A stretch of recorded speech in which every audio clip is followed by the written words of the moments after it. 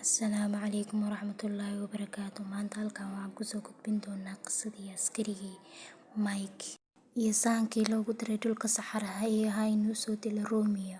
Romeo Duterte wuxuu ahaa nin u dhashay dalka Faransiiska, waxaana ahaa nin ka ganacsada xashiishka iyo khamriga. Waxa uu qaabkood darooban ugu soo gudbin jiray dalalka Mareykanka iyo sidoo kale Yurub.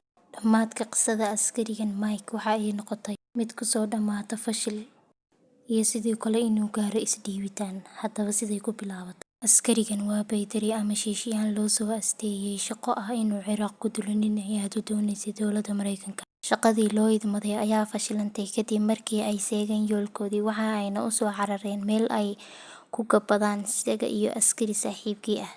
Waxa ayna si kadis ah u soo galeen galbeedka Saxaraha oo ahaa dhul ay si ba'an ugu aasan tahay miinada dhulka. Mike saaxiibkii Alan ayaa waxa uu ku istaagay miinadii dhulka ku aasnayd mid ka mid ah, taasoo la qaraxday kadibna ka dhigtay nin curyaana.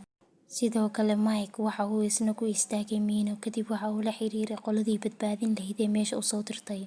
Waxayna u sheegeen in ay qaadanayso muddo 52 saacadood imaatinkooda. Mike waxa uu in badan isku dayay in uu kala furo miinada, laakiin waa uu ku fashilmay oo uu furi waayay. Nafsadiisu waa ay isdhiibtay, laakiin waxa uu aqbali waayay inuu si fool xun ugu dhinto saxaraha. Waxaana in badan maskaxdiisa kusoo laalaabanayay farxaddii ugu dambeysay uu kala kulmo qoyskiisa. Ugu dambeyntii waxay xaalkiisu sidaa noqdo, waxa uu yimaaday nin reer baadiye ah oo wata gabar yar uu dhalay, isaguna ay lugtu ka go'an tahay miinada awgeed. Ninkii reer baadiyaha ayaa Mike waxa uu ku dhiirigeliyay in uu ka kaco miinada, uusan nolosha isku dhiibin oo uuna u bareero nolosha si uu geesinimo u muujiyo. Isku day badan kadib, Mike waxa uu noqday mid ku qanci waaya arrinka uu soo jeediyay ninka reer baadiyaha ah. Habeenkii markii la gaaray, Mike waxa soo weeraray aad u tiro badan, laakiin nasiib wanaag isagu waxa uu iskaga dhigay qorigiisii.